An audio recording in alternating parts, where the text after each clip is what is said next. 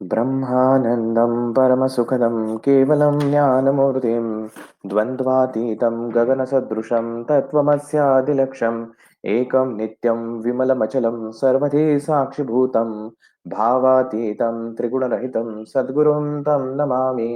गुरुर्ब्रह्मा गुरुर्विष्णु गुरुर्देवो महेश्वरः गुरुः साक्षात् परब्रह्म तस्मै श्रीगुरवे नमः। काषाय वस्त्रं करदण्डधारिणं कमण्डलु पद्मकरेण शङ्खं चक्रं गदाभूषितं भूषणाढ्यं श्रीपादराजं शरणं प्रपद्ये। श्रीपादराजं शरणं प्रपद्ये। श्रीपादराजं शरणं प्रपद्ये। अवधूतचिंतन श्री गुरुदेव दत्त। अनंत कोटी ब्रह्मांड नायक राजाधिराज योगीराज परब्रह्म भगवान श्री स्वामी समर्थ महाराज या दिंडोरी प्रणित मार्गाचे प्रणेते ब्रह्मीभूत परमपूज्य पिठले महाराज, सद्गुरु परमपूज्य दादासाहेब तुम्हा आम्हा सर्वांचे श्रद्धेस्थान प्रातस्मरणीय परमपूज्य गुरुमाऊली यांच्या चरणी आपणा सर्व सेवेकऱ्यांच्या वतीने त्रिवार मुजरा. उपस्थित सर्व सेवेकरी बंधू आणि भगिनींनो, संपूर्ण विश्वाचं अध्यात्म केवळ 4 सूत्रांमध्ये बांधलेलं आहे किंवा 4 मार्गामध्ये त्याला विभागणी त्याची केलेली आहे. कारण या प्रत्येक सृष्टीमधल्या प्रत्येक जीवाला एकच लक्ष्य आहे आणि ते लक्ष्य म्हणजे परमेश्वरामध्ये लीन होणं किंवा परमेश्वरामध्ये सामावून जाणं. या पलीकडं कुठल्या प्राण्याला ना कुठल्या पक्षाला ना कुठल्या माणसाला दुसरं काही उद्दिष्ट आहे. आणि मग हे उद्दिष्ट प्राप्त करण्यासाठी जे 4 प्रमुख मार्ग सांगितलेले आहेत ते आहेत कर्ममार्ग, कर्मयोग, भक्ती मार्ग, भक्ती योग, राजमार्ग किंवा राजयोग आणि चौथा आहे ज्ञानमार्ग अर्थात ज्ञानयोग. भगवान श्रीकृष्णाने जेव्हा हा प्रश्न विचारला की तुला कोणता भक्त जास्ती प्रिय आहे, तर त्यावेळेला भगवंताने असं उत्तर दिलं की माझ्याकडे वेगवेगळ्या प्रकारची लोक येतात. कोणी त्यांचे प्रश्न सोडवण्यासाठी येतात, आपलं दुःख घेऊन येतात, कोणाला काही शंका असते मनामध्ये म्हणून काही जिज्ञासा घेऊन येतात, काही जण मोक्षाची इच्छा ठेवून येतात आणि काही जण ज्ञान प्राप्त करण्यासाठी येतात. मग मला कोणता भक्त आवडतो, तर खरं बघायला गेलं तर मला सगळेच भक्त माझे वाटतात, कारण ते सगळेच माझ्याकडे येण्यासाठीच प्रयत्नशील असतात. परंतु त्यातल्या त्यात जर मला विचारणं झालं की कोणता जास्ती प्रिय आहे, तर भगवंत असं म्हणतो की जो ज्ञानयुक्त भक्ती करतो तो मला जास्ती प्रिय आहे. आता हे ज्ञानयुक्त भक्ती म्हणजे तो जे काही करतो आहे त्या गोष्टींबद्दलचं त्याला ज्ञान आहे आणि त्या ज्ञानामधून ती भक्ती घडतेय. भक्ती याचा अर्थ थोडक्यात असं आपण समजूया की प्रेम, की मला माहिती आहे परमेश्वर काय आहे आणि मग मी त्याच्यावरती प्रेम करतोय. आंधळ प्रेम काही उपयोगाचं नाही. आंधळ प्रेम करणारा माणूस कधीतरी खड्ड्यात पडू शकतो. उद्या काही गोष्टी बदलली, परिस्थिती बदलली, की तो त्याच्यापासून कदाचित दूरही जाऊ शकतो. परंतु ज्याला माहिती असतं, की हा परमेश्वर चराचरामध्ये व्यापून आहे आणि अशा प्रत्येक कणाकणामध्ये असलेल्या परमेश्वरापासून मी दूर जाऊच शकत नाही. अशा आत्मज्ञानाची ज्योत ज्याती ठेवलेली आहे, असा ज्यावेळेला या परमेश्वराच्या सृष्टीतल्या प्रत्येक रचनेकडं तितक्याच प्रेमभावनेने पाहून त्याची भक्ती करतो, तो प्रिय माझा भक्त आहे, असं भगवंतांनी त्या ठिकाणी उत्तर दिलंय. आणि हेच सगळं जे ज्ञान आहे, हे श्री गुरुचरित्रामध्ये प्रत्येक अध्यायगणे वेगवेगळ्या अर्थानं, वेगवेगळ्या कथेच्या संदर्भाने सद्गुरू श्री स्वामी महाराजांनी आपल्यापर्यंत हे पोहोचवलेलं आहे. आता हे गुरुचरित्र किंवा हे ग्रंथ लिहिण्याची आवश्यकता खरं तर का भासते? कारण पूर्वीच्या काळी एकतर आपल्यावरती परकीयांचं राज्य होतं, त्यामुळे आपली स्वतःची संस्कृती टिकवणं ही खूप अवघड बाब असायची. की परकीय कधी आक्रमण करतील, आपल्या गोष्टी कधी हिरावून घेतील हे माहित नव्हतं. दुसरी आपल्याकडं मौखिक परंपरा जास्ती होती. म्हणून आपण ज्या वेळेला कधी कुठली देवपूजा करतो, तर त्यावेळेला संकल्प करताना असं म्हणतो की श्रुती स्मृती पुराणोक्त फलप्राप्त्यर्थम. हे श्रुती स्मृती म्हणजे जे कोणी आजपर्यंत सांगत आलेलं आहे आणि स्मृती म्हणजे जेवढं मला आठवतंय त्याप्रमाणे मी हे करण्याचा प्रयत्न करतो. कारण लेखन कला ही काही त्यावेळेला एवढी अवगत नव्हती. आणि अशा कालावधीमध्ये मौखिक ज्ञान जे आहे, म्हणून आपण बघितलं ऋषी परंपरा जी महाराजांनी त्या ठिकाणी सांगितली, की कसं एका आचार्यांकडून पुढची शिष्य परंपरा घडली जाते. मग त्यातले एखादा गुरु होतो, तो पुढची शिष्य परंपरा तयार करतो. तर असा हा ज्ञानाचा प्रवाह हजारो वर्षापासून अखंडित चालू आहे. आता शेवटी त्या कानातल्या गुजगोष्टी असतात, त्यामुळे एकाचं 2 व्हायला वेळ लागत नाही. आणि असं होत असताना मग मूळ ज्ञानापासून कुठेतरी फारकत होते. आणि म्हणून भगवंत वेगवेगळ्या रूपामध्ये येऊन पुन्हा ते मूळ ज्ञान समाजामध्ये प्रसवत राहतो आणि हे प्रसवण्याचं कार्य जे आहे हे वेगवेगळ्या संतांच्या माध्यमातून, जसं ज्ञानेश्वर माऊलींनी पुन्हा एकदा ती भगवद्गीता सोप्या शब्दामध्ये समजावून सांगितली. पण ती ज्ञानेश्वरी कळली नाही. मग परत तुकोबारायांनी गाथा सांगितली. ही गाथा असेल, समर्थ रामदास स्वामींचा दासबोध असेल, कुठलेही ग्रंथ पहा, अगदी हे गुरुचरित्र असेल, स्वामीचरित्र असेल, ही प्रत्येक ग्रंथावळी जी आहे ती आपल्याला एकच गोष्ट शिकवते, की या सृष्टीमध्ये जर काही सत्य असेल तर ते परमेश्वर आहे, ब्रह्म हा एकच सत्य आहे.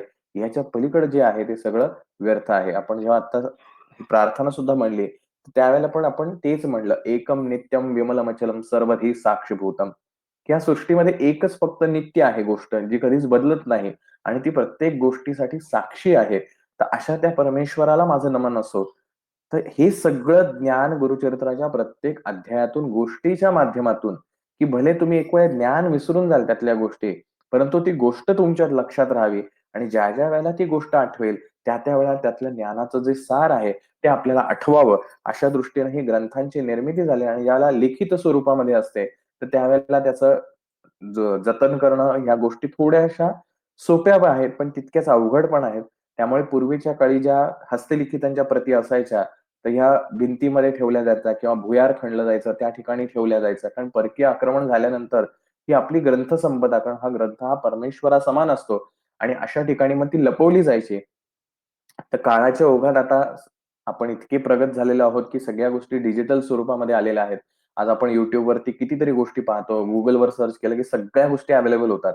इतकं सोपं 700 वर्षांपूर्वी नव्हतं आणि म्हणून हे सहज सोप्या भाषेमध्ये, गोष्टी स्वरूपामध्ये हे ज्ञान, परमेश्वर प्राप्तीचं ज्ञान सर्वांपर्यंत जावं, म्हणून या ग्रंथांची निर्मिती झाली आणि असं आपण हाच ग्रंथ जो ज्ञानोत्तर भक्तीचा मार्ग आहे, की आपण जे काही करतो आहोत, हे समजून-उमजून करावं, अशी जी भगवंताची अपेक्षा आहे, तर त्याच ओढीनं जसं परमपूज्य गुरुमाऊली जे म्हणतात, की ग्रंथ समजले तर संत समजतील आणि संत समजले तर भगवंत समजेल.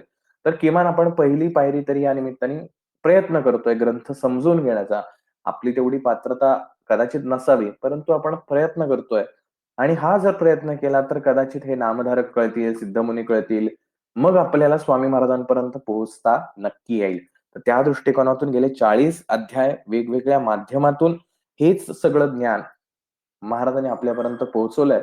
आता ह्या ग्रंथाच्या या आपण जी सुरुवात केली होती नरसिंह सरस्वती आख्यान, या संपूर्ण आख्यानाचं मुख्य चरित्र नायक कोण आहे? तर हे नृसिंह सरस्वती आहेत आणि अध्याय 11 पासून जेव्हा त्यांचा प्रवेश या आख्यानामध्ये झाला, तेव्हापासून एक-एक वेगवेगळ्या प्रकारच्या लीला त्यांनी केल्या.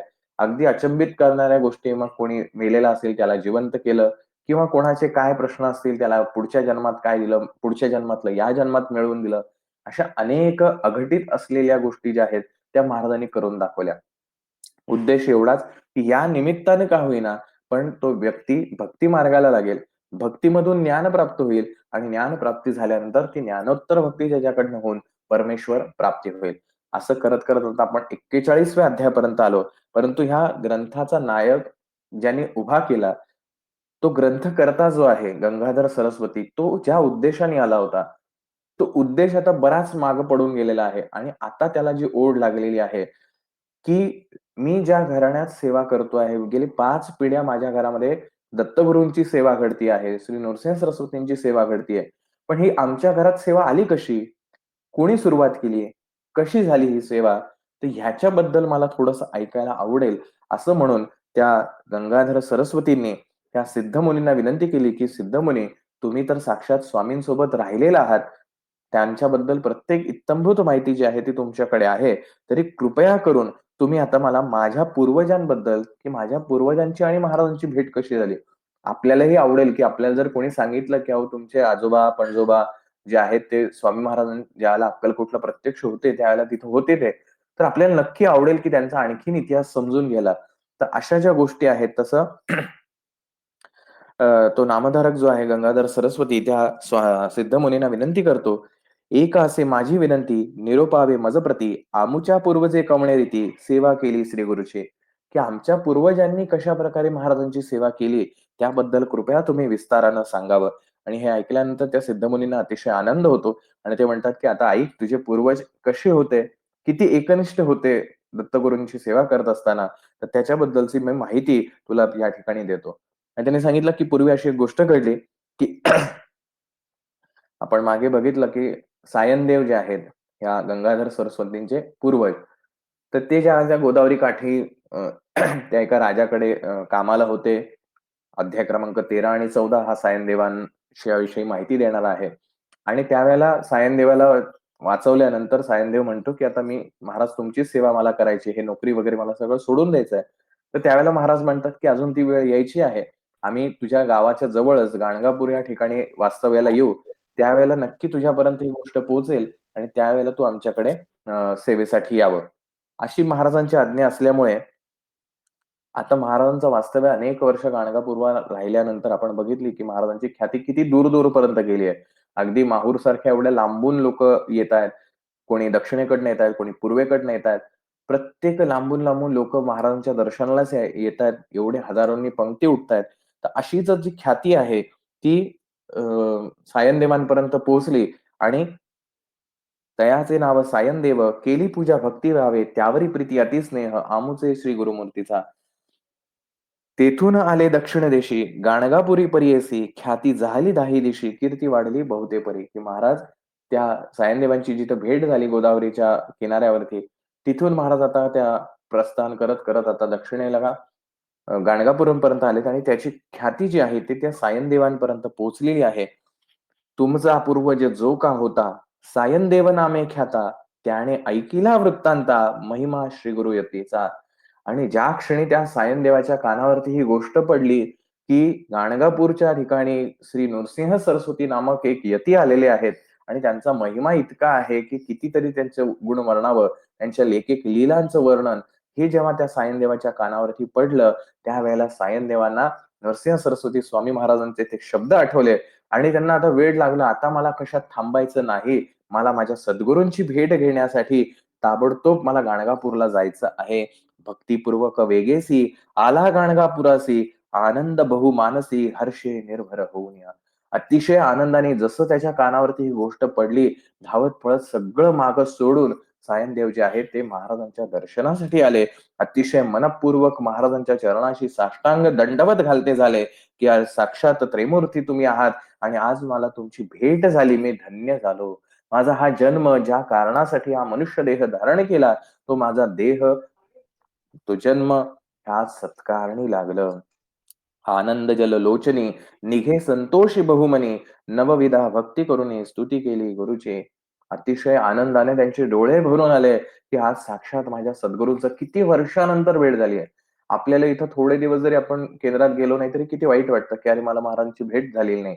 इथे तरी इथे ना तुमच्याकडे कुठलं प्रसार माध्यम आहे किंवा कुठल्याही गोष्टी नाहीयेत. तर अनेक वर्षांनंतर महाराजांची ही झालेली भेट निश्चित त्यांच्यासाठी सुखावह होती.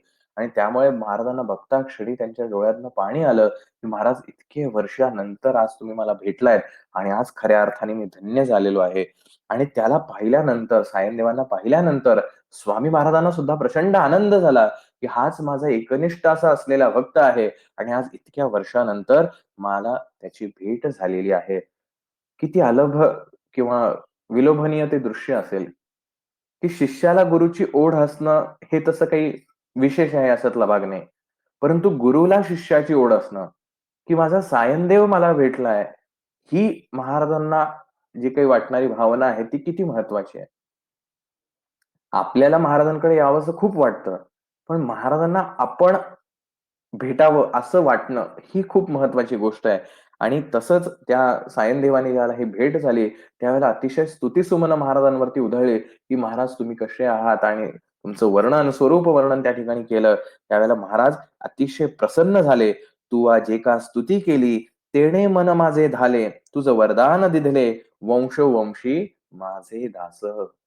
तुझी माझी स्तुती केलेली आहे, त्याच्यावरती माझं मन इतकं प्रसन्न झालेलं आहे आणि मी तुला आशीर्वाद देतो, की तुझ्या घरामध्ये, प्रत्येक वंशामध्ये माझीच सेवा घडेल. जसं आपण श्रीपाद श्रीवल्लभ चरित्रामध्ये पाहिलं, की महाराजांनी त्यांच्या घराण्याला तो आशीर्वाद दिला, की प्रत्येक पिढीमध्ये माझी सेवा तुमच्या हातून घडत राहील आणि जोपर्यंत हा काळ हे विश्व चालत राहील, तोपर्यंत तुमच्या वंशामध्ये माझी सेवा घडत राहील. तुमचा वंशाचा उद्धार होणार आहे. असं श्रीपाद श्रीवल्लभ महाराजांनी आशीर्वाद दिला. तसंच त्याच प्रकारे स्वामी महाराजांनी ह्या सायनदेवांना आशीर्वाद दिला, की वंशोवंशी माझे दास. दास आपण नोकर आहोत स्वामींचे, सेवक आहोत. आपण मालक नाही स्वामींचे. जसं म्हणतात, की लक्ष्मीचा पती फक्त एकच आहे. लक्ष्मीचे दास अनेक होऊ शकतात. म्हणून आपण लक्ष्मीचा पती होण्याचा कधी प्रयत्न करू नये. अन्यथा ती लक्ष्मी माता अशी काही आपल्याला बळवते, की आपण परत उठूच शकत नाही. तसं आपण स्वामी महाराजांचे मालक व्हायचा प्रयत्न करायचा नाही. आपण स्वामी महाराजांचे फक्त दास होऊ शकतो, नोकर होऊ शकतो. त्यांनी आज्ञा द्यावी आणि आपण ती पाळावी एवढंच आपलं महाराजांशी असलेलं नातं आहे. आणि मग महाराजांनी त्याला सांगितलं, की "एक काम कर, ताबडतोब जाऊन संगमावरती जा. त्या ठिकाणी स्नान कर. तिथल्या असलेल्या पिंपळाच्या झाडाला प्रदक्षिणा मार, त्याचं पूजन कर आणि ताबडतोब तू परत मठामध्ये निघून ये आणि आमच्यासोबत भोजनासाठी बस." हे सायनदेव असतील, नरहरी असतील किंवा ह्या बाकीच्या तो मागच्या अध्यायात आपण 38व्या अध्यायामधल्या बघितलेला भास्कर ब्राह्मण असेल, किती भाग्यवान म्हणावं या लोकांना. आपल्याला वाटतं आपल्याकडे खूप पैसा असला, आपण 24 तास महाराजांची सेवा करू शकलो किंवा आणखीन काही म्हणजे आपण खूप भाग्यवान आहोत. पण ह्या ज्या ही जी पात्र आहेत, ही खरंच किती आयुष्यात भाग्यवान असतील, की स्वामी महाराजांच्या सोबत त्यांना पंक्तीमध्ये जेवायला मिळतंय. यापेक्षा त्यांना अहोभाग्य जे असेल, हे नक्कीच त्यांना काही मोठं वाटत नसावं. तसं महाराजांनी त्यांना सांगितलं, की "ताबडतोब जाऊन हे सगळं करून ये आणि मी आज तुझ्यासोबत जेवायचं आहे. मला अतिशय आनंद झालाय." जसं आपण आपल्याकडे पाहुणे आल्यानंतर किंवा आपल्या आवडीचा कोणी व्यक्ती घरात आल्यानंतर आपण म्हणतो, की "लवकर चला, मला तुमच्यासोबत जेवायचं." कारण तो आनंद एक वेगळा असतो, जो सांगता येत नाही. आपण जेव्हा खूप वर्षांनी एखाद्या व्यक्तीला भेटतो, तर पहिलं आपण म्हणजे त्याच्यासाठी मी काय-काय करू असं होतं. तसं सायनदेवाला जशी ही ओढ लागली, तशीच महाराजांना सुद्धा ओढ लागली. म्हणून महाराज म्हणतात, की "त्वरित जा, संगमावरती अंघोळ कर, त्या अश्वत्थाचं पूजन कर आणि त्वरित इकडं मठामध्ये निघून ये. आपण एकत्र पंक्तीला जेवायला बसायचं आहे." आणि त्याप्रकारे सायनदेव जे आहे ते ताबडतोब संगमावरती गेले. स्नान करून पुन्हा मठामध्ये महाराजांनी ते इथे येणं झालं. भक्तवत्सला श्री गुरुमूर्ती तया विपरा आपुले पंक्ती समस्त शिष्याहुनी प्रीती ठाव देती आपले जवळ. म्हणजे आपल्या जवळ एखाद्याला बसवणं किती महत्वाकांक्षी आहे, की बाकी सगळ्या शिष्यांना कदाचित त्या दिवशी सांगितलं असेल, "आज जरा तुम्ही थोडं बाजूला बसा, आज सायनदेव माझ्या शेजारी बसणार आहे." जसं आपण स्वामी चरित्रात पाहतो, बाळाप्पा महाराज ज्याला भेटायला येतात, त्यावेळेला महाराजांनी त्या सगळ्या झाडांना मिठ्या मारल्या आणि ते प्रेम व्यक्त केलं. हे प्रेम का आहे? आपल्यालाही कदाचित असं मनात हा भाव निर्माण होत असेल, की महाराज माझ्यावरती असं कधी प्रेम करणार? विचार करा, ह्या सायनदेवामध्ये, बाळाप्पांमध्ये काय साम्य आहे?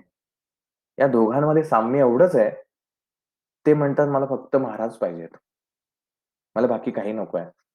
ना मला पैसा पाहिजे, ना मला प्रसिद्धी पाहिजे, ना मला कुठलं पद पाहिजे, मला कुठली सत्ता हवी आहे. मला काहीच नकोय.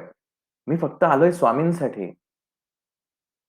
बाळाप्पा महाराज जे आहेत ते सगळं त्यांचं ऐश्वर्य, घर-दार सगळं सोडून फक्त सद्गुरू भेटीसाठी आलेले असतात. सायनदेव सुद्धा यासाठीच आलेले आहेत. मग महाराजांना प्रेम वाटतं. त्यामुळे आपल्याविषयी महाराजांना प्रेम वाटावं अशी जर आपली भावना असेल, तर आपल्याला बाकी सगळ्यांमधलं जे स्वारस्य आहे, त्यापेक्षा जास्तीच गोडी जी आहे ती स्वामींविषयी वाटली पाहिजे. मी केंद्रात कसं मोठं होऊ किंवा मला कसं एखादं पद मिळेल, माझ्याकडे किती पैसे यावेत, ह्या सगळ्या ज्या गोष्टी आहेत, ह्या महाराजांसाठी गौण आहेत आणि म्हणून ह्या सायनदेवाला महाराजांनी इतरांपेक्षा हे अधिक महत्त्व दिलेलं आहे, की जास्तीत जास्त प्रकारे, की "सायनदेवा तू माझ्या शेजारी बस आणि माझ्यासोबत या ठिकाणी पंक्तीला बस." आणि हे झाल्यानंतर आपल्याला नेहमी असं वाटतं, की मी एकटा घरातला व्यक्ती आहे, जो स्वामींची सेवा करतोय. पण माझ्या घरातले तर काही कोणी सेवा करत नाहीत. मग ह्यांना कशी स्वामींची आशीर्वाद मिळेल? यांच्याही आयुष्यात तो आशीर्वाद महत्वाचा आहे. परंतु शेवटी प्रत्येकाचं प्रारब्ध आहे, प्रत्येकाचं नशीब आहे. परंतु स्वामी महाराज एक इतके कदरू नाहीत, की जो माझी सेवा करेल त्याचंच मी रक्षण करेल. आणि तसंच सायनदेव ज्यावेळेला महाराजांच्या भेटीला येतात, त्यावेळेला महाराजांनी त्यांचं क्षेमकुशल विचारलंय, "काय कसं चालू तुझं घरी? पोरं-बाळं बरी आहेत का? कुटुंब व्यवस्थित आहे का?" कारण शेवटी प्रपंच तुमचा नेटका असेल तर परमार्थ व्यवस्थित होऊ शकतो. आपण काय करतो, प्रपंचात एवढ्या समस्या आहेत आपल्याकडं आणि तो प्रपंचातल्या समस्या सोडवण्यासाठी परमार्थ करायला येतो. एक पाय प्रपंचामध्ये, एक पाय परमार्थामध्ये. प्रपंचातली दुःख घेऊन परमार्थ करतो. परमार्थातलं काहीच न घेता प्रपंच करत राहतो आणि दोन्हीकडे फेल जातो. आपल्याला कळत नाही, मी एवढी सेवा करते तरी मला समाधान का नाही लाभत आहे? शांतता का नाही लाभत आहे? कारण आपण ज्यावेळेला परमार्थाच्या गोष्टी, आध्यात्मिक गोष्टी करण्याचा प्रयत्न करतो, त्या वेळेला प्रत्येक वेळेला हे प्रपंचाचे मागचे दोर जे आहेत ते सगळे पकडून ठेवलेले असतात. ते सुटून द्यायचे नाहीत. आणि ते सुटले तर काय होईल? हा आपला जो अविश्वासाचा जो भाग आहे, तोच खऱ्या अर्थाने आपल्याला महाराजांपासून दूर ठेवतो. आणि महाराज नेमकं उलटं करतात. महाराज म्हणतात, "अरे ते सोड ना, मी तुझ्याकडेच आहे." कारण आपल्याला विश्वास असा असतो, की मी जर हा प्रपंचातनं बाहेर पडलो आणि फक्त स्वामी महाराजांची सेवा करत राहिलो, अध्यात्म करत राहिलो, तर कदाचित मी ह्या प्रपंचातनं बाहेर पडेल. आणि इथेच आपण मार खातो. कारण आपल्याला असं वाटतं अध्यात्म म्हणजे प्रपंच सोडून करायची गोष्ट असते. अध्यात्म ही प्रपंच सोडून करायची गोष्ट नसते. अध्यात्म म्हणजे प्रपंच सुखाने करायची गोष्ट असते. आणि हे कळावं यासाठी सद्गुरू आपल्याला वेळोवेळी मार्गदर्शन करत असतात. तसं स्वामी महाराजांनी या सायन देवाला विचारलं, की "अरे तुझं क्षेमकुशल काय? घरी कसं चालू आहे? या सगळ्या गोष्टींची माहिती जी आहे, ती कृपया तू मला सांग."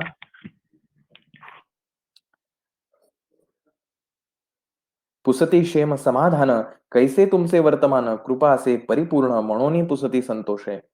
की त्याच्यावरती महाराजांची कृपा आहे, प्रेम आहे. म्हणून महाराजांनी विचारलं, "तुझ्या कुटुंबियांविषयी काय?" याच्या अगोदरच्या अध्यायांमध्ये तुम्हाला आठवतंय का बघा, असं कधी महाराजांनी कोणाला विचारलंय का? "काय तुझ्या घरचे काय म्हणतायत? बरं आहे का सगळं?" लक्षात ठेवा, या प्रत्येक गोष्टींमध्ये खूप गोष्टी लपलेल्या आहेत. अध्यात्म लपलेलं आहे. महाराज त्याच्यावरतीच प्रेम जास्ती करतायत, जो फक्त महाराजांसाठी आलेला असतो. ज्याला सुख, दुःख, मान, अपमान, कोणी मला चांगलं म्हणतंय का? कोणी मला वाईट म्हणतंय का? कोणी माझ्याविषयी गॉसिप करतंय का? मला कुठलं पद मिळालंय का? मला कुठलं पद का नाही मिळालं? या कुठल्याच गोष्टींमध्ये अडकत नाही. जो फक्त स्वामींचा होण्यासाठी आलेला आहे. ज्याला स्वामींशिवाय दुसरं काहीच येत नाही. त्याच्यावर महाराज जास्ती प्रेम करतात आणि मग महाराज त्या व्यक्तीला प्रेमाने कृपा असे परिपूर्ण म्हणून पुसती संतोषे, की त्यांच्यावरती त्यांचं प्रेम आहे. म्हणून त्यांनी ही सगळी चौकशी केलेली आहे. आणि ऐकोनी श्री गुरुचे वचन, सायन देव सांगे विस्तारून, कन्या पुत्र बंधुजन क्षेम असती स्वामीया. की स्वामी महाराज तुमच्या कृपेने, कारण तुम्ही दिलेला आशीर्वाद आहे. माझी मुलं, बाळं, बंधू वर्ग सगळे अतिशय छान आहेत. कोणालाही कसलाही तक्रार नाही. उत्तर कंचे म्हणजे ग्रामी, वसोनी असतो आम्ही, तुझे कृपेने समस्त क्षेमी, असो देवा कृपा सिंधू. आता जे आपण कडंग म्हणतो त्याचं नाव जे आहे ते त्या ठिकाणी आम्ही व्यवस्थित वास्तव्य करून आहोत. सगळे उत्तम क्षेमकुशल आहे आमचं. तुझ्या कृपेमुळे आमचं सगळं व्यवस्थित चाललेलं आहे. आणि आता सायनदेव असं म्हणतात, की "बास झाला हा संसार खूप केला मी. सगळ्या गोष्टी करून झाल्या. पण आता ह्या संसारात माझं काही मन लागत नाही स्वामी महाराज. तरी आता मला फक्त तुमची सेवा करायची आहे. तर कृपया ही संधी मला तुम्ही द्यावी. विनंती आहे, अधिकार नाहीये." जरी प्रेम आहे, जरी सगळ्या गोष्टी स्वामी महाराजांचं सुद्धा प्रेम त्यांच्यावरती आहे. पण तरी सुद्धा विनंती केलेली आहे, की "हे स्वामी महाराज, मला तुमची सेवा करण्याची संधी द्या. येणे परी श्री गुरुसी, सायं देव भक्तीसी, विनवितेसे परी येसी, संतोषले श्री गुरुमूर्ती." की महाराजांना त्यांनी ही विनवणी केल्यानंतर महाराजांनी श्री गुरुतया विप्रा म्हणती, "जैसे असेल तुझे चित्ती, दृढ असे मनी भक्ती, तरीच करणे अंगीकार." की ठीक आहे, तू सगळं हे म्हणतोयस, पण मनाचा निश्चय जर पक्का असेल, तरच या गोष्टी करायला ये. परमार्थ इतका सोपा जेवढा बाहेरून दिसतो, तेवढा परमार्थ सोपा नाहीये. माझी भक्ती करणं दिसते तितकी सोपी नाहीये. वरवर छान वाटतं, की कसे मला आरती सुद्धा जमते, मला सगळे स्तोत्रमंत्र सुद्धा पाठ आहेत. सगळं मला छान जमतं. माझ्यासारखा सेवेकरी जगात सापडणार नाही. असा एक अहंभाव आपल्या मनात निर्माण झालेला असतो. पण महाराज इथं म्हणतायत, की जर तुझा मनाचा निश्चय पक्का झाला असेल, की माझ्याशिवाय तुला दुसरं कोणी नाही, तरच माझ्याकडे अर्धवट येऊ नकोस. विचारपूर्वक ये. दृढ असेल मनी भक्ती, तरीच करणे अंगीकार. स्थिर करोनी अंतःकरण, करिता सेवा श्री गुरुचरण. झाले मास 3 जाण, ऐक शिष्या नाम करणे. अशा प्रकारे 3 महिने तो सायनदेव जे आहे अतिशय मनोभावे आणि हे 3 महिने सलग असं चालल्यानंतर महाराज प्रत्येकाला संधी देतात, वेळ देतात, कुठली घाई करत नाहीत. जसं आपण मागच्या अध्यायात बघितलं, 7 दिवस महाराजांनी पाहिलेली आहे वाट, की हा कशाप्रकारे निष्ठेने करतोय. त्वरित काही दिलेलं नाही. त्या जी स्त्री होती मागची 39 अध्यायामधली 60 वर्षाला आलेली. महाराजांनी किती वर्ष वाट पाहिली तिच्या सेवेची. किती सेवा करू शकते, निष्ठा किती पक्की आहे. प्रत्येक गोष्ट महाराज तावून सुलाखून त्या भक्ताला जवळ करतात. आणि एवढं सायनदेवांवरती प्रेम असून सुद्धा 3 महिने तो एकनिष्ठेने महाराजांची सेवा करतोय. पण महाराज आता म्हणतात याची परीक्षा घ्यायला पाहिजे, की किती खरोखर हा माझा एकरूप सेवेकरी झालेला आहे. आणि असंच एके वेळेला महाराज चमत्कार करतात आणि महाराज संध्याकाळच्या वेळेला संगमावरती त्या ठिकाणी जातात आणि सगळे शिष्य त्यांच्या सोबत राहतात आणि तिथे शिष्यांबरोबर छान वार्तालाप जो आहे, महाराजांचा संवाद जो आहे, तो त्या ठिकाणची महाराजांचा सुरू असतो आणि असं करता काय रात्र होऊन जाते आणि आता महाराज म्हणतात, "या सायनदेवाची परीक्षा घ्यायला पाहिजे." आणि असा विचार झाल्यानंतर महाराजांच्या मनामध्ये ताबडतोब महाराज त्या ठिकाणी जोराचा सोसाट्याचा वारा सुरू करतात. "उठविती वारा अवचिती, तेणे वृक्ष पडो पाहती, पर्जन्य आला महाख्याती, मुसळधारा वर्षिती." आणि शेवटी महाराजांनी संकल्प केल्यावर या सृष्टीतली कुठली गोष्ट अशक्य आहे. त्या क्षणी तिथं जोरजोरात वारा सोडतो.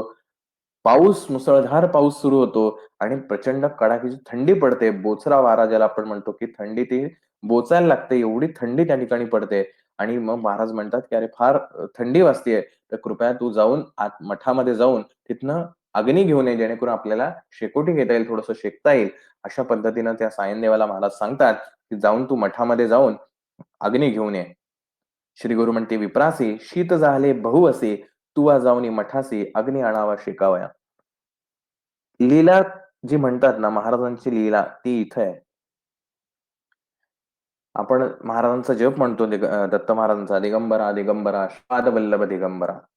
हे दिगंबरा म्हणजे दिग म्हणजे दिशा, की या दाही दिशा ज्याचं वस्त्र आहे, अशा त्या श्रीपादांचं नमन आम्ही करतोय. मग ह्या संपूर्ण दाही दिशा ज्याचं वस्त्र आहे, त्याला थंडीच कशी वाजू शकते? थंडी कशी वाजू शकते? ज्यांनी हा वारा निर्माण केलाय, त्याला तो वारा महाराजांचं काय वाकडं करू शकणार आहे? महाराजांना त्रास होईल, अशी कुठली गोष्ट या सृष्टीमध्ये आहे? परंतु हीच तर महाराजांची लीला असते, की महाराज आपल्यासारखेच आहेत असं भासवतात आणि आपणही मायेच्या मध्ये इतके गुरफटलेले असतो, की आपल्याला ते खरं वाटतं आणि मग महाराज त्या ठिकाणी म्हणतात, की "अरे खूप थंडी वाजतेय, तर तू मठामध्ये जाऊन अग्नी घेऊन ये." आता हा अग्नी का आणायचा? ही महत्वाची गोष्ट आहे. आणि मग त्या ठिकाणी महाराज असं म्हटलेले आहेत, की "अग्नी आणावा शेकावया," की थोडंसं शेकण्यासाठी तू मठामध्ये जाऊन अग्नी घेऊन ये. निघाला शिष्य देखोनी महाराजांची आज्ञा घेऊन तो सायनदेव जे आहे तो निघाला, तयारीत निघाला. पण त्याच वेळेला महाराजांनी त्याला सांगितलं, श्री गुरु म्हणते, "हसोनी नको पाहू आपले नयनी, उभय पार्श्वी परी आणि महाराज हसून त्याला म्हणले, की "तू जाताना येताना मागे वळून पाहू नकोस दोन्ही बाजूला. डावीकडे पण नाही, उजवीकडे पण नाही. मागे वळून न पाहता त्वरित जा आणि अग्नी तो त्या ठिकाणी घेऊन ये." सायनदेव गडबडीत असतो कारण पाऊस आहे, एवढा वारा सुटलेला असतो. त्यालाही थंडी वाजत असते. रात्रीची वेळ आहे. आत्तासारखे काही दिवे त्या ठिकाणी नाहीयेत. त्यामुळे अंधाऱ्या रात्री त्या ठिकाणी शेतातून पायवाट जी आहे, त्या पायवाटेवरनं जायचंय आणि मठापर्यंत पोहोचून साधारण आत्ताचं अंतर पण बघितलं 5 किलोमीटरचं अंतर आहे. एवढं ते जायचं, पुन्हा यायचं म्हणजे जवळपास अर्धा तासाचा तरी रस्ता असेल, किती जरी जोरात चाललं तरी अंदाज आहे. अर्धा तास जायचं, अर्धा तास यायचं, हा सगळा प्रवास करायचा आहे. आणि हे जात असताना "न दिसे मार्ग अंधकार, विजेच्या तेजे जातो नर, मनी करीतसे विचार, श्री गुरूंनी माते निरोपिले." आणि तो त्या ठिकाणी जातो तो द्वारपाल जो असतो त्या द्वारपालाला सांगतो, की "स्वामी महाराजांना थंडी वाजतीये. कृपया एक शेकोटीसाठी अग्नी दे." तोही त्या शिपाई जो असतो तो त्या ठिकाणी अग्नी एका भांड्यात आणून देतो आणि सायनदेव तो अग्नी घेऊन निघाला वाटेवरनं. पण वाटेवरनं आता अग्नी आणण्याचं उद्दिष्ट जे आहे ते पूर्ण झालंय. आता अग्नी घेऊन जायचं एवढंच काम राहिलंय. त्यामुळे जाता हे मन ज्यावेळेला थोडंसं डायव्हर्ट होऊन जातं. संगमापासून मठापर्यंत येताना हा विचार आलेला नाही.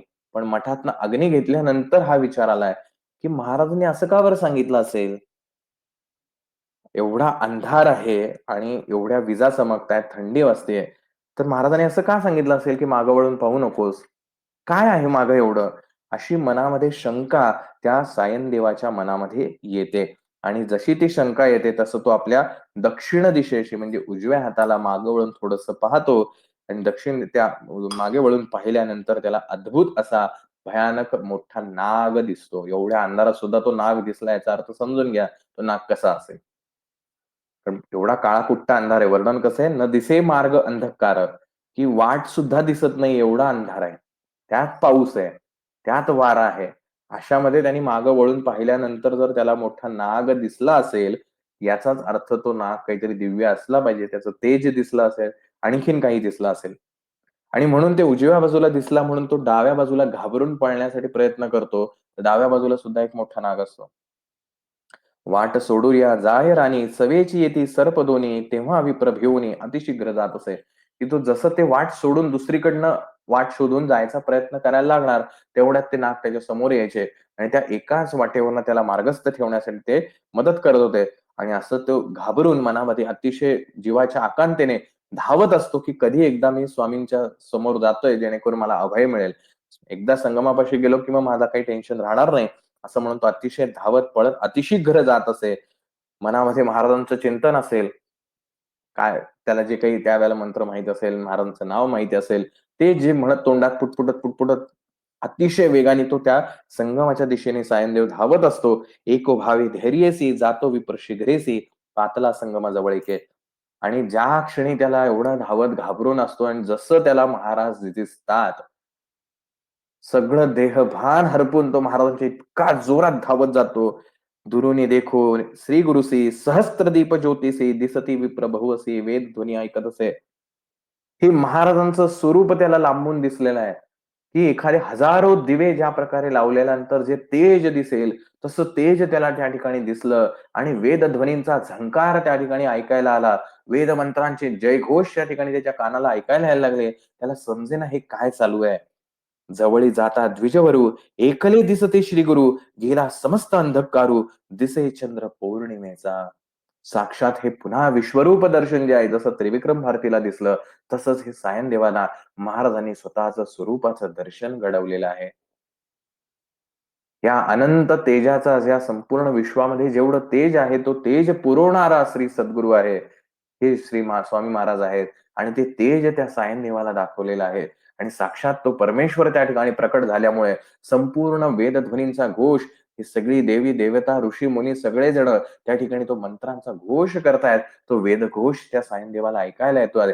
हे सगळं बघून तो अचंबित झालेला असतो, की काय चाललंय काहीच कळायला तयार नाही. आणि जसंही स्वामी महाराजांच्या जवळ जातो, ज्या प्रकारे सूर्याचं तेज आपल्याला सहन होत नाही, पण तेच जर पौर्णिमेचा चंद्र असेल तर अतिशय शीतलता भासते. मन आपलं एकदम शांत होऊन जातं.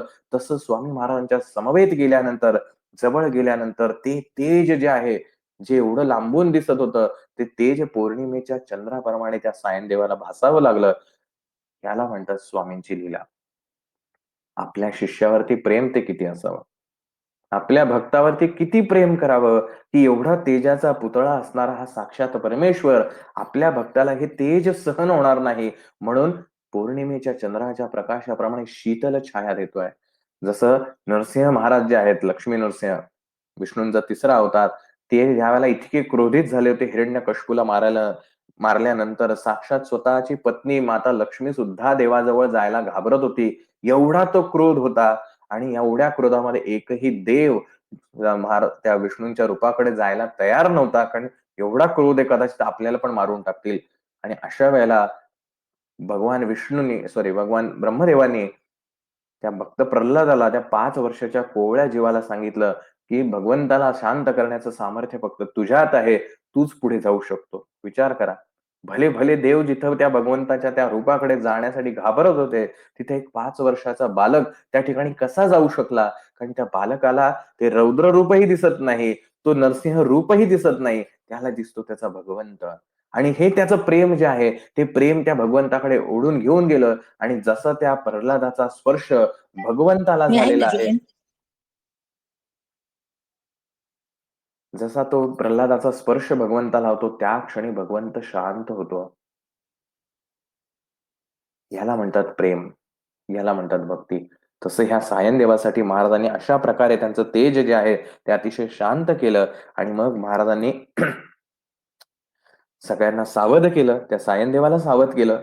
भानावरती आणलं आणि ते दोन्ही जे नाग होते, ते महाराजांना नमस्कार करते झाले आणि त्या ठिकाणावरून निघून गेले. हे सगळं पाहून तो सायनदेव अतिशय घाबरला, अचंबित झाला. हे सगळं काय आहे?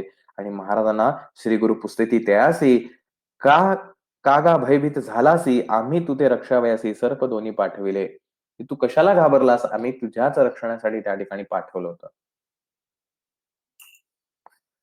सद्गुरूंची लीला समजणं अवघड आहे आणि म्हणून महाराज असं म्हणतात, की गुरुभक्ती म्हणजे असे कठीण दृढ भक्तीने सेवा करणे, कळी काळा ते न भेणे, तया शिष्य परी ऐसा. की काळ जरी समोर ठाकला, तरी सुद्धा त्याला घाबरता कामा नये.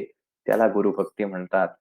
आणि म्हणून स्वामी महाराजांनी दिलेला आशीर्वाद आहे, भिवू नकोस, मी तुझ्या पाठीशी आहे. जोपर्यंत तू घाबरतोयस, याचा अर्थ तुझ्या मनामध्ये माझ्याविषयी प्रेम नाही, माझ्यावरती विश्वास नाही. जसं ते लहान बाळाला आपण आकाशात थोडंसं उंच करतो आणि पुन्हा त्याला झेलतो, तर त्या बाळाला तो हसतो, एन्जॉय करतो. कारण त्याला विश्वास आहे मनातल्या मनात, की हा खालून जो मला वरती टाकणार आहे ना, तोच मला झेलणार आहे. आपल्या मनामध्ये तेवढी भक्ती निर्माण झाली आहे का? आपल्या आयुष्यात आलेल्या दुःखामुळे आपलं सगळंच अस्थिर होऊन जातं. आपण घाबरतो, कसं व्हायचं माझ्या आयुष्यात? काय घडलंय माझ्या आयुष्यात? आणि आपण घाबरतो. आपलं प्रेम अजूनही अधुरं आहे. अधुरी एक कहाणी तसं आपलं होतं. आणि म्हणून महाराज म्हणतात, की गुरुभक्ती ही इतकी सोपी नाही. गुरुभक्ती म्हणजे असे कठीण, दृढ भक्तीने सेवा करणे, कळी काळाते न भेणे, तया शिष्ये परी असा. आणि त्याला सेवेकरी म्हणायचं, त्याला शिष्य म्हणायचं. कितीही संकट आलं तरी त्या संकटामध्ये ठामपणे उभा राहणारा जो असतो, तो सेवेकरी असतो. कारण त्याचं प्रेम, त्याची भक्ती, त्याची निष्ठा त्याच्या सद्गुरूंवर असते, की जोपर्यंत माझे सद्गुरू माझ्या सोबत आहेत, तोपर्यंत माझ्या आयुष्यात काहीही घडू शकत नाही. मला हात लावायची सुद्धा कोणाची हिंमत होणार नाही. एवढं धारिष्ट्य ही गुरुभक्ती असते. अशा प्रकारे महाराजांनी मग पुढील कथा महाराजांनी सांगितली, की एकदा भगवान शंकर आणि माता पार्वती हे विहारासाठी आकाश मार्गाने चाललेले असतात आणि आकाश मार्गाने जात असताना या संपूर्ण सृष्टीत जर ज्ञान कोणी दिलं असेल, तर ते केवळ एकमेव भगवान शंकर आहेत. कारण भगवान शंकर हे ज्ञान आहे आणि माता पार्वती ही शक्ती आहे. या दोघांमधल्या संवादानेच या सृष्टीमध्ये ज्ञानाची निर्मिती झाली आहे किंवा ज्ञान प्रसवलेलं आहे.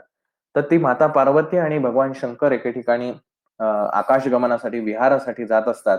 तर त्यावेळेला माता पार्वती भगवान शंकराला असे विचारते, की "हे भगवंता, तू तर साक्षात देवादिदेव महादेव आहे, संपूर्ण ज्ञानाचा जनक तू आहे.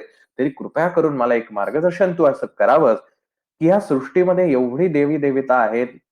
प्रत्येक कणाकणामध्ये परमेश्वर व्यापून उरलेला आहे. अनेक मंत्र, स्तोत्र, यज्ञ, याग, तपश्चर्या, व्रत, वैकल्य खूप सारी या सृष्टीमध्ये आहेत.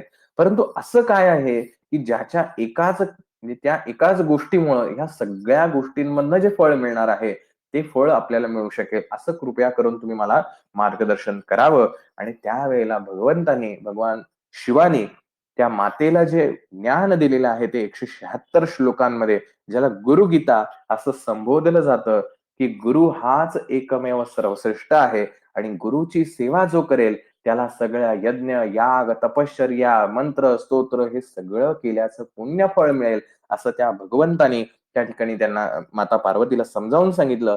आणि मग ती एक गोष्ट जी सांगितली, की तो त्वष्टा नावाचा ऋषी आहे आणि त्याचा मुलगा जो आहे, तो मुलगा त्याचं व्रतबंधन झाल्यानंतर, मुंज झाल्यानंतर गुरूंच्या घरी त्याला पाठवलं जातं विद्याप्राप्तीसाठी आणि त्या ठिकाणी गुरु त्याची परीक्षा घेतो आणि एके दिवशी मोठा पाऊस येतो आणि त्या पावसामध्ये त्यांची पर्णकुटी जी आहे, आश्रम जो आहे, तो सगळा तुटून जातो, पडून जातो आणि मग गुरु त्या शिष्याला सांगतो असं, की "एक काम कर, तू अशी एखादी पर्णकुटी बांध, जी कधीही ऊन, वारा, पाऊस या सगळ्यामध्ये एकदम शाबूत राहील आणि अतिशय सुंदर असेल." त्यावेळेला काही सिमेंटचा शोध नव्हता. नाहीतर तो म्हणला असता, की "ठीक आहे, आर-सी-सीचं काम करून देतो तुम्हाला." पण त्यावेळेला काही तसा शोध नव्हता. त्यामुळे त्यांनी असं सांगितलं, की असा एक माझा आश्रम बांधून दे, असं एक घर बांधून दे, की जे कधीही तुटणार नाही. न तुटे कधी, राहे स्थिर, दिसावे दिव्य, रम्य मनोहर, असावे सर्व परिकर, शीघ्र करिगा गृह ऐसे. असं एक मला घर बांधून दे. तो म्हणतो, "ठीक आहे महाराज, तुम्ही जसं सांगाल तसं." आणि थोड्या पुढे जातो तर तेवढीच गुरुपत्नी जी असते, ती गुरुपत्नी त्यांना भेटते. म्हणजे गुरुपत्नी ही आई समान असते. तर ती त्याला थांबवते आणि ती म्हणते, की "माझं पण एक काम कर. मला एक अशी साडी आणून दे, की जी कोणी विणलेली नसेल, कोणी शिवलेली नसेल, विचित्र रंगी पाहिजे केली. की असा एक विचित्र रंग पाहिजे, जो आजपर्यंत कोणीच पाहिलेला नसेल आणि माझे अंगाप्रमाणे वाहिली, त्वरित आणि म्हणत असे, की माझ्या अंगावरती शोभली पण पाहिजे. अशी मला तू साडी आणून दे." गुरुपुत्र म्हणतो, "ठीक आहे, काही हरकत नाही." मग आता गुरूंचा जो मुलगा आहे, तोही त्याला परत अडवतो आणि तो म्हणतो, "एक थांब जरा. माझं पण एक काम कर. चाललास आहे तर जाता आता माझं पण एक काम करून टाक. मला अशा एक पादुका पाहिजे, अशी चप्पल मला आणून दे, की जी चप्पल मी पाण्यावरती सुद्धा घालून मी त्याच्यावर चालू शकलो पाहिजे. या चपलेला, या पादुकांना कधीही चिखल लागता कामा नये आणि मी या पादुकांनी जेव्हा माझ्या मनात जिथं जायची इच्छा होईल, तिथं मी जायला पाहिजे. अशा मला तू पादुका बनवून आणून दे." तो म्हणतो, "ठीक आहे." तेवढ्यात त्या गुरुकन्या जी आहे ती त्या ठिकाणी येते. ती छोटीशी मुलगी आहे. ती त्यासमोर हट्ट धरते, की "अरे चाललास आहे तर माझ्यासाठी एक छानसं खेळणं घेऊन ये." आणि ते खेळणं पण असं म्हणजे घरकुल भातुकलीचा खेळ जसा असतो, तसं एक घरकुल मला आणून दे. कुंजराचे दंते भरवे, घरकुल तुवा करावे, एक स्तंभी असावे, कधी न तुटे नोहे जीर्ण. एका खांबावरती उभं राहिलेलं असं ते घरकुल मला आणून दे, जे अतिशय दिसायला सुंदर असेल आणि कधीही तुटणार नाही, अशा प्रकारे तू दे. आणि मग बऱ्याच गोष्टी त्याच्यात कंडिशन त्याला टाकल्या जातात, की ह्या सगळ्या गोष्टी आणून दे. तो आपली आज्ञा घेतो आणि त्या ठिकाणावरून निघतो. आता कुठे जायचं पण? कुठून हे सगळं मिळणार? माहीत नाही. आणि म्हणून तो अरण्यामध्ये जायला चालत राहतो, की चला वाट फुटेल तिकडे जात राहूया. आणि जात असताना एक यती त्या ठिकाणी त्याला भेटतो, एक संन्यासी त्या ठिकाणी भेटतो. तो विचारतो, "कोण? कुठला आहेस? एवढासा छोटासा मुलगा आहे 8-10 वर्षाचा आणि तू एवढ्या घोर अरण्यात कुठे चाललायस?" तर तो सगळी कथा सांगतो, की "महाराज म्हणे असं-असं मला सांगितलेलं आहे आणि ते मला आणून द्यायचंय. आता ते कसं आणून द्यायचं मला माहीत नाही." मग ते यती त्याला सांगतात, की "अरे हे सगळं जे आहे ते गुरूंच्या आशीर्वादाने तू एक काम कर, काशी यात्रा कर आणि काशी यात्रा केल्यानंतर तुला भगवंत प्रसन्न होईल आणि त्या भगवंताकडनं हे तू मागून घे." तो म्हणतो, "मला काशी वगैरे काही माहीत नाही." आपल्याला ॲड्रेस माहीत नसेल, जसं आता कोणी सेवेकऱ्याने विचारलं, "मला ॲड्रेस माहीत नाही, कृपया ॲड्रेस मला त्याच्यावर टाका." आता पूर्वीच्या काळी काही कोणाला Google मॅप माहिती नव्हतं. मग ॲड्रेस कसा पाहिजे? मग या ग्रंथांच्या माध्यमातनं संपूर्ण भारतभरातली तीर्थक्षेत्र आहेत, त्याचं वर्णन या ग्रंथामध्ये सांगितलेलं आहे. म्हणजे जेणेकरून मला उद्या जर काशी यात्रेला जायचं असेल, तर मला पूर्ण रोड मॅप माहिती पाहिजे, की मला कुठून कुठे जायचंय. अच्छा, पुण्यातनं निघाल्यावर या रूटनी जायचं, इथं गेल्यानंतर हे मंदिर लागतं, मग तिथं दर्शन घ्यायचं. तिथून झालं की तिथं जायचं. असं करत-करत मला काशी गाठायची आहे. हा संपूर्ण रोड मॅप जो आहे, तो म्हणजे ही कथा आहे. आणि मग ते यती जे आहेत त्या मनवाच्या वेगाने मनासी टाकेले मागे गतीसी तुळना नसे, असं जे आपण मारुती स्तोत्रामध्ये वर्णन बघतो, तसं मनाच्या वेगाने ते दोघंही त्या छोट्याशा बालकाला घेऊन तो संन्यासी जो आहे तो काशीला जातो आणि मग तो छोटासा बालक विचारतो, "आता मी काय करू?" मग तो संन्यासी जो आहे ते सगळं काशीचं वर्णन करतो, की "पहिलं जा त्या मणिकर्णिका घाटावर जा, मग तिथनं स्नान कर, मग ह्या देवाचं दर्शन घे, त्या देवाचं दर्शन घे." असं सगळं करून संपूर्ण भारतातली यात्रा जी आहे, त्या यात्रेचं वर्णन ह्या पुढील कथेच्या उत्तरार्धामध्ये आलेला आहे. हा रोडमॅप आहे.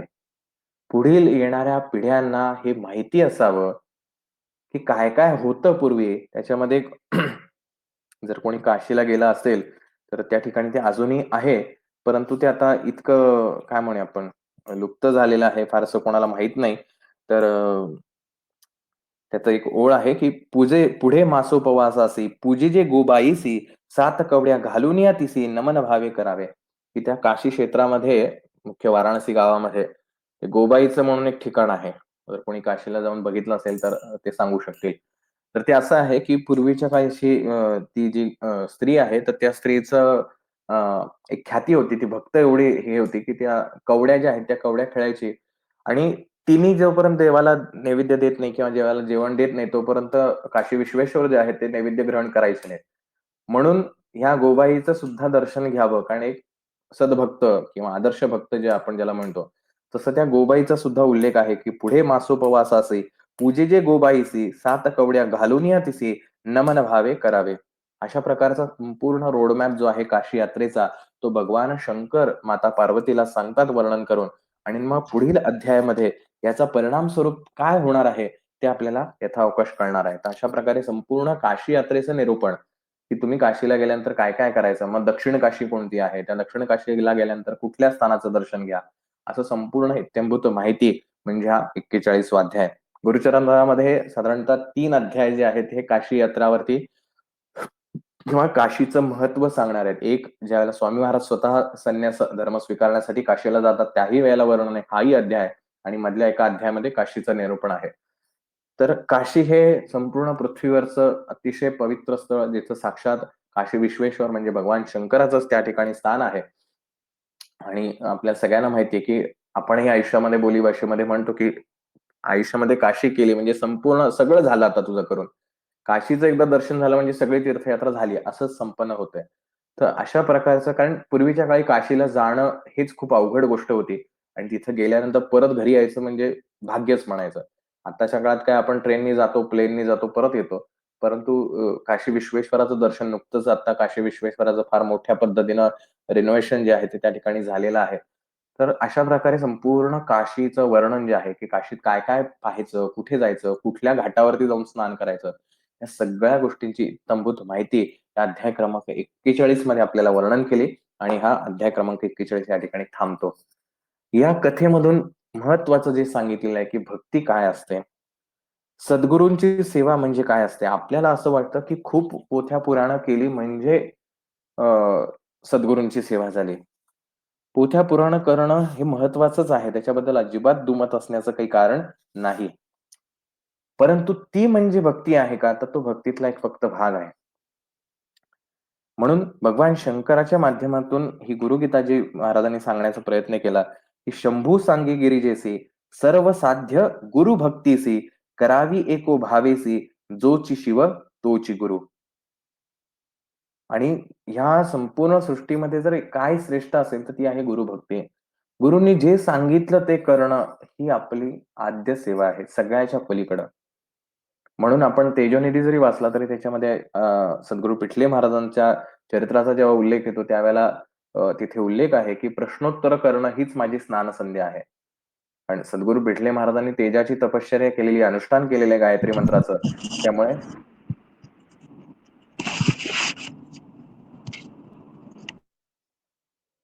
संध्या करणं हा त्यांचा नित्याचा क्रम आहे. परंतु स्वामी महाराज असं म्हणले, पिठले महाराज, की हे जे काही प्रश्नोत्तर म्हणजे काय, की जो कोणी अडलेला, दुःखित जो कोणी माझ्याकडे येईल, अर्थात तो महाराजांनी पाठवलेला आहे, तर त्याला दुःखमुक्त करणं हीच माझी स्नानसंध्या आहे. इतकं महत्त्व महाराजांनी त्यांना दिलेलं आहे. कारण तो गुरूंचा आदेश होता. स्वामी महाराजांनी दीक्षा द्यायच्या अगोदरच ही गोष्ट सांगितली होती, की दीक्षा घेऊन स्वतःपुरतंच पाहायचं नाही. तर याचा उपयोग तू सामान्य जनांना जे दुःखित आहेत, पीडित आहेत, अशांचं दुःख दूर करून त्यांना भक्ती मार्गाला लावून या सेवेमध्ये आणायचं आहे आणि म्हणून जर वेळोवेळी तुझ्या साधनेच्या वेळेला जरी कोणी असा दुःखीत आलं, तर तुझी साधना बाजूला ठेवून तू हे पहिलं करावं असं सद्गुरू पिठले महाराजांना तो आदेश होता. तसं हा गुरूंचा आदेश पाळणं हे अधिक महत्वाचं आहे. तुम्ही काय करताय या गोष्टींपेक्षा तुमच्या गुरूंनी तुम्हाला काय सांगितलंय हे जास्ती महत्वाचं आहे. आणि म्हणून सद्गुरू सेवा ही दाखवण्याची गोष्ट नाही. आपण फार अभिमानाने लोकांसमोर कॉलर टाईट करून बोलत असतो, की मी एवढी वर्ष सेवा केली. कित्येक सेवेकरी जे आहेत ते माईकवर अगदी अभिमान गाजवून आणि ते गाजवत असतात अभिमान. एक वेळ ठीक आहे माहिती द्यायचं एवढ्या उद्देशाने सांगितलं तर समजू शकतो. पण अभिमान असतो त्यांना. मी इतक्या वर्ष मार्गात एवढंसं केलं, मी तेवढं केलं, असं केलं आणि मग त्या आविर्भावात मग वेगवेगळ्या प्रकारचे अहंकारही येतात. परंतु सद्गुरूंची सेवा ही किंवा आपली जी वैयक्तिक नित्यसेवा आहे, मी काय सेवा करतो, ते मला तुम्हाला सांगण्याची आवश्यकता नाही. ते फक्त माझं आणि स्वामी महाराजांमधलं नातं आहे. त्यामुळे आपली वैयक्तिक सेवा जो आहे, हा आपल्या वैयक्तिक मर्यादित गोष्टी आहेत. ती काही जाहीर प्रकटन करण्याची गोष्ट नाही. आणि अशा प्रकारे महाराजांनी घेतलेली त्या सायनदेवांची जी परीक्षा आहे, की जेव्हा महाराज एखादी गोष्ट आपल्याला सांगतात, कित्येक वेळेला असं होतं. आता जसं आपण कालही म्हटलं, की आता काही प्रत्यक्ष महाराजांनी येऊन किंवा गुरुमाऊलीने आपल्याला सांगावं कानात किंवा आपल्याला काही आदेश द्यावा एवढी आता कंडिशनही राहिली नाही. कारण मार्गाची व्याप्ती एवढी वाढलेली आहे. म्हणजे माऊलींनी 1-1 सेकंद प्रत्येक सेवेकराला द्यायचं म्हटलं तरी त्यांना दिवस कमी पडतील. मग आपल्याला ह्या ग्रंथ स्वरूपांच्या माध्यमातनं, हितगुजाच्या माध्यमातनं जे काही आपल्याशी गुरु संवाद साधतात, त्यातनं आपण बोध घेऊन त्यांची सेवा करणं हेच आपल्यासाठी हितावह आहे आणि हे हजारो पारायण करण्यापेक्षा जास्ती महत्वाचं आहे. त्यामुळे सेवा करत असताना हा गुरुभक्तीचा भाव जो आहे तोही महत्वाचा आहे. म्हणून सद्गुरू पिठले महाराज असतील, सद्गुरू मोरेदादा असतील, हे कायम सांगायचे आहे, की महाराजांना सांभाळणं सोपं नाही. आपल्याला वाटतं, की केंद्र उघडणं म्हणजे काय एक फोटो ठेवला समोर, रोज आरत्या केल्या, की महाराजांना सांभाळलं. एवढं सोपं असतं. तर सद्गुरू दादासाहेबांनी, सद्गुरू पिठले महाराजांनी कितीतरी केंद्र उघडली असती. तेजोनिधी जर आपण वाचलं नसेल तर जरूर वाचावं. त्याच्यामध्ये हा प्रसंग आहे, की सद्गुरू दादासाहेबांनी पिठले महाराज असताना एका ठिकाणी केंद्र सुरू झालं होतं. तिथं नित्यनियमाने चालायचं. परंतु तिथे काही चुकीच्या गोष्टी सद्गुरू दादासाहेबांना त्या दिसल्या आणि त्या क्षणी दादांनी तिथं सांगितलं, की "बंद करा हा दरबार. तुम्हाला जर महाराजांना सांभाळता येत नसेल, तर हे दिखावे करण्याची गरज नाही." आणि त्या ठिकाणी महाराजांचा दरबार दादांनी बंद करायला लावला आणि पिठले महाराजांकडे आले. त्यांना वाटलं कदाचित मी चुकीचं केलं असेल. पण सद्गुरू पिठले महाराज म्हणले, "तुम्ही केलं ते योग्यच केलं." महाराजांना सांभाळणं म्हणजे काही जोक नाही. कधी नैवेद्य दाखवायचा, मनात येईल आज काय 2 मिनिटं लेट झाला. ते साक्षात परब्रह्म आहे. आपली 2 मिनिटं त्यांच्यासाठी कैक मोठी आहेत. कारण ते अनंत कोटी ब्रह्मांडाचे नायक आहेत. आपल्यासारखे करोडो काय अब्जोंपेक्षा जास्त त्यांचे भक्त आहेत. आपण एकटेच नाही आहोत त्यांच्यासाठी. 1 सेकंद सुद्धा त्यांच्या नैवेद्याला वेळ झाला तरी खूप मोठं पाप आपल्याकडनं घडतंय. कारण आपल्याला त्याची व्हॅल्यू नाहीये. मग आरती कशी म्हणली तरी चालते. का चालीत म्हणता येत नाही? आपला सूर जेवढा काही देवाने आपल्याला चांगला दिला असेल, त्या सुरात म्हणता येत नाही. आपल्याला वाटतं आरती मोठ्याने म्हणलं की महाराजांना आवडते. आपल्याला जो काही रोल महाराजांनी दिलेला आहे, आपल्याला महाराजांना सांभाळायचं आहे आणि ते साक्षात आपल्यासाठी तिथे येऊन बसलेत. त्यांना गरज नाही आपली, आपल्याला त्यांची गरज आहे. तर स्वामी महाराजांना सांभाळणं ही तारेवरची कसरत आहे. म्हणून सद्गुरू दादांनी तेजोनिधीमध्ये आपल्याला सांगितलं, की हे श्री स्वामी सेवा कार्य करणं म्हणजे असिधारा व्रत आहे. तर हे असिधारा व्रत म्हणजे काय? आजही जर तुम्ही पंजाब साइडला गेला तर तिथे असिधारा व्रत आहे. तर पूर्वीच्या काळी ज्याला राजे महाराजे होते, ह्या सगळ्या गोष्टी कारण ते लढवय्ये सगळं अ, तिकडचं जे लोकांची वृत्ती आहे ती लढवय्ये वृत्ती आहे. तर त्यावेळेला असं होतं, की जर तुमच्याकडनं एखादी काही चूक घडली असेल, तर तुम्ही प्रामाणिक आहात का नाही ह्याची टेस्ट व्हायची आणि ती टेस्ट म्हणजे असं व्हायचं, की तलवारीचं धारदार पातं दुधारी तलवार असायची आणि ते पातं तुम्हाला उभं ठेवलं जायचं आणि त्या पात्यावरती चालायचंय. आणि त्या पात्यावरती चालताना थोडा जरी तुमचा बॅलन्स इकडे-तिकडे झाला, की ते पातं तुमचं पूर्ण पायाचे तुकडेच पाडतं. एवढं धारदार ते पातं असायचं. आणि त्या पात्यावरती चालवलं जायचं. मग जर तुम्ही निष्ठावान असाल, तर तुम्ही त्या पात्यावरनं जर सही सलामत पलीकडे गेलात, तर तुम्ही पास झाला. तुम्हाला शिक्षा नाही. आणि जर नाही झालं, तर मग तुम्हाला शिक्षा व्हायची. असं ते असिधारा व्रत आहे. तसं सद्गुरू दादासाहेबांनी सांगितलं, की हे स्वामी महाराजांचं कार्य करणं म्हणजे असिधारा व्रत आहे, की ह्या दुधारी पातेवरती चालायचंय. थोडा जरी आपला बॅलन्स चुकला, कुठेतरी आपण अहंकाराच्या जवळ गेलो, कधी सत्ता, पैसा, स्त्री म्हणजे सद्गुरू दादासाहेबांनी सांगितलं की स्वामी सेवेकऱ्यांनी 3 गोष्टींपासून सावध राहावं आणि कधीही मागे लागू नये. स्त्री, पैसा आणि कीर्ती. या 3 गोष्टींपासून सेवेकऱ्यांनी सदैव लांब राहावं. तेजोनिधीमध्ये जीवीचे हितगुज असा म्हणून जो लेख आहे तो जरूर वाचावा. आणि ते धुळ्याच्या केंद्रामध्ये दादांनी केलेलं ते हितगुज आहे आणि त्याचं ते तेजोनिधीमध्ये वर्णन आहे. या 3 गोष्टींपासून सेवेकऱ्यांनी कायम लांब राहावं. स्त्रीपासून लांब राहावं. प्रत्येक स्त्री ही मातेसमान आहे. पैशापासून लांब राहावं. अजिबात त्या पैशांच्या आहारी जायचं नाही. झालं ते स्वामी महाराजांचं झालं. एक-एक पैशाचा हिशोब महाराजांना देऊन टाकायचा, विषय मोकळा. आणि कीर्ती, स्वतःची प्रसिद्धी होऊन द्यायची नाही. अहो, प्रसिद्धीचं आपण एवढं गुणगान गातोय. आपण ज्या मार्गामध्ये सेवा करतो, तो मार्ग ज्याची स्थापना सद्गुरू पिठले महाराजांनी केली, त्या सद्गुरू पिठले महाराजांना स्वामींनी दिलेला आदेश आहे आणि त्या आदेशाखातर आजही आपल्याला पिठले महाराज कसे दिसत होते माहीत नाही. आजही त्यांची समाधी आपल्याला माहीत नाही किंवा जे काही त्यांच्याबद्दलचं जे काही गोष्टी आहेत त्या कुठेच माहीत नाही. मग जर आपल्या गुरूंना हा आदेश दिलेला आहे, की स्वतःचं नाव-गाव पुसायचं, आयडेंटिटी ठेवायची नाही. फक्त स्वामी महाराज आहे, की स्वामी महाराज तेच मोठे करायचे. हा जर आपल्या गुरूंना आदेश दिला असेल, आपण काही स्पेशल आहोत. आपल्याला वेगळं कानात येऊन महाराजांनी सांगावं अशी आपली अपेक्षा आहे का? आपलंही तेच काम आहे. आपलं नाव, गाव, वय, आपल्यातले गुण हे सगळं विसरायचं असतं. मी फक्त स्वामींचा दास आहे, एवढीच माझी एक ओळख आहे. हरिभाऊ ज्यावेळेला स्वामी महाराजांकडे येतात आणि नंतर म्हणतात, की "आता महाराज मला तुमचंच व्हायचंय." त्यावेळेला महाराजांनी त्यांना म्हटले, की "तू माझाच मुलगा आहेस." आणि तेव्हापासून त्यांनी स्वामीसूत हे नाव धारण केलं. स्वतःची आयडेंटिटी विसरावी लागते, तेव्हाच महाराज भेटतात. आपण जोपर्यंत म्हणणार ना, "मी किती मोठा आहे, माझं माहिती का समाजामध्ये किती वेटेज आहे, मी एवढा श्रीमंत आहे, मग माझं असं आहे, मी एवढ्या वर्ष सेवा केली आपण महाराजांचे होऊच शकत नाही. कारण महाराज म्हणतात, "जोपर्यंत तू स्वतःला तुझी ओळख दाखवतोयस, तोपर्यंत माझी ओळख कशी येईल?" तू जोपर्यंत स्वतःला विसरत नाही, तोपर्यंत स्वामी कसा होशील? ही गोष्ट हे आपल्याला गुरुचरित्र शिकवतं आणि म्हणून गुरूंची सेवा, गुरूंची भक्ती काय असते? तर सायनदेवावरती महाराजांचं प्रेम आहे. सायनदेवाचं सुद्धा महाराजांवर प्रेम आहे. सगळ्या गोष्टी मान्य आहेत. तरी सुद्धा सायनदेव भक्ती करताना कुठेतरी फेल झालेत ना. म्हणून सतत सावध राहावं. म्हणून महाराज त्यांना सांगतायत कथन करून, की गुरूंची सेवा करणं इतकं सोपं नाहीये आणि म्हणून अशा प्रकारे गुरुभक्ती म्हणजे असे कठीण दृढ भक्तीने सेवा करणे, कळी काळाते न भेणे, तया शिष्य परी ऐसा. स्वामी चरित्रामध्ये अध्याय क्रमांक 13 मध्ये सुद्धा हीच ओळ आहे. तैसी दृढ चरणी भक्ती, येणे सद्गुरु चरणी आसक्ती, तेणे येत मोक्ष हाती, अन्य साधने व्यर्थची. सद्गुरूंच्या चरणाशीच आपली भक्ती एकनिष्ठ असली पाहिजे. या जगातले बाकी सगळ्या गोष्टी त्याच्यासमोर फिक्या असल्या पाहिजेत. सगळ्या गोष्टी. एक फक्त गुरूंचं चरण जे आहे तेवढंच माझ्यासाठी महत्वाचं आहे.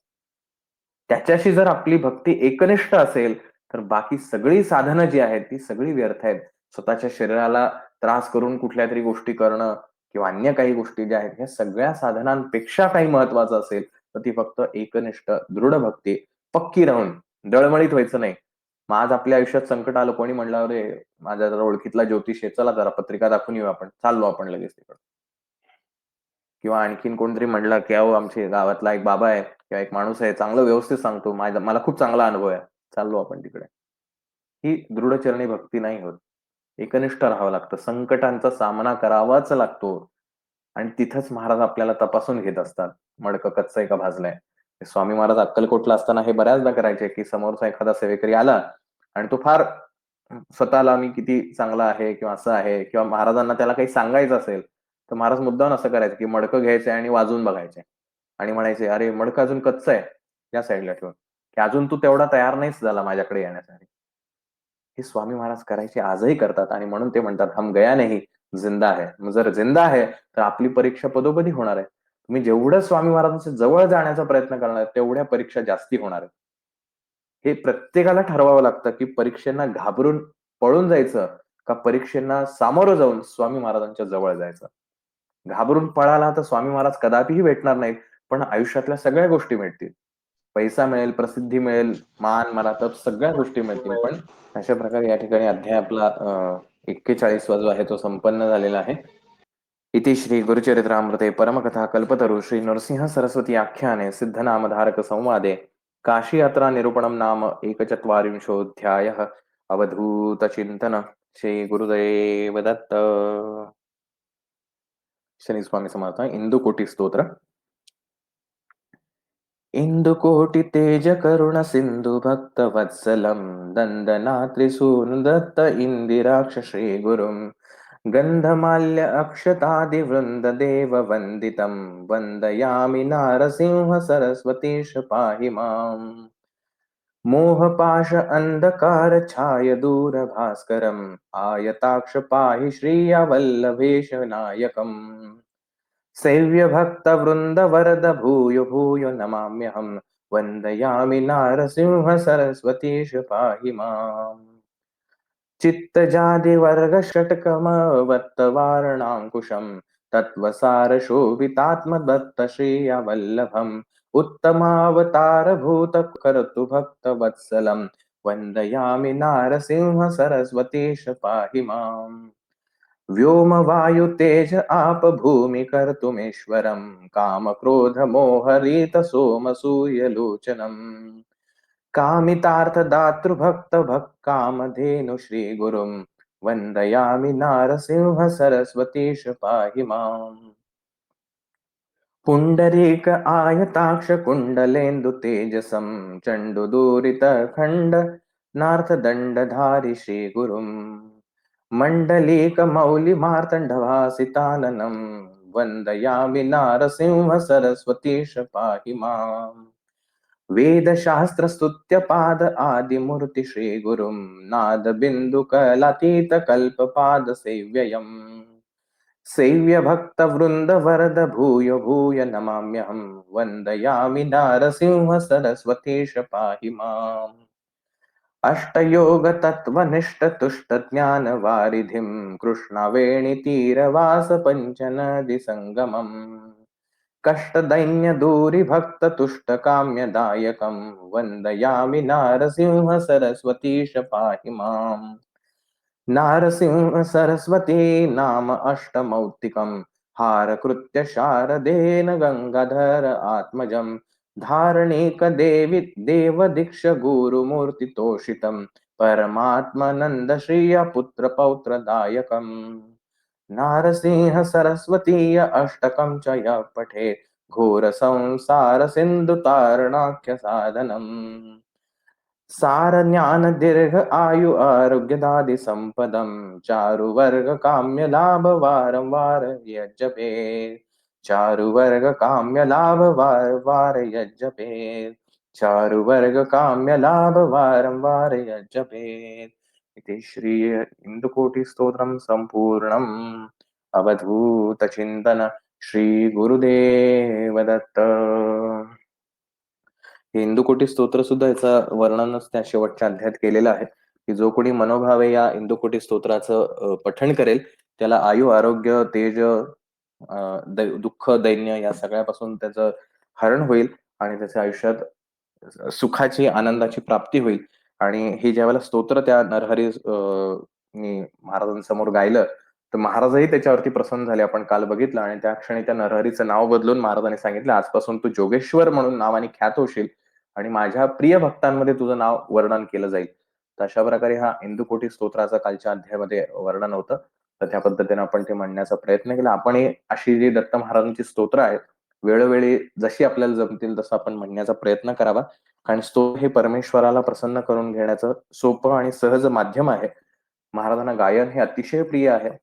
आपला सूर, आपली लय, अ, या गोडवा आवाजातल्या ह्या गोष्टींकडे दुर्लक्ष करून प्रयत्नपूर्वक एवढंच करायचं, की महाराज तुम्हीच दिलेला गळा आहे, तुम्हीच दिलेलं हे माधुर्य आहे. मला जसे जमेल तसं मी तुमचं म्हणणं प्रेमाने म्हणण्याचा प्रयत्न करत आहे. पण माझ्या या म्हणण्याने तुम्ही नक्की प्रसन्न व्हावं, अशीच आपण त्यांच्याकडे मनोकामना नेहमी व्यक्त करावी आणि ह्या स्तोत्रांच्या पठणाने सद्गुरू नेहमी प्रसन्न होतात. जसं आपण स्वामींचा तारक मंत्र सुद्धा ऐकतो. अतिशय सुंदर छान पद्धतीने म्हणलं तर आपल्यालाही तंद्री लागावी किंवा आपल्या मनात हे सगळे जे विचार असतात ते सगळे जातात दूर आणि एकदम शांत होऊन जातो, की निश्शंक हो, निर्भय हो मना रे. हे जेव्हा पहिला शब्दच कानावरती पडतो, तेव्हा सगळं आपल्या आयुष्यातलं आपण दुःख, दैन्य, जे काही संकट असेल ते सगळं विसरतो आणि एकदम शांत होतो. आणि त्या प्रत्येक ओवी गणिक जसं अशक्य हे शक्य करतील स्वामी, हे जसं प्रत्येक ओवी गणिक येतं, तसं आपल्या मनालाही तो धीर प्राप्त होतो, की अशक्य हे शक्य करतील स्वामी. करावं एवढंच सांगून या ठिकाणी थांबतो. श्री स्वामी समर्थ.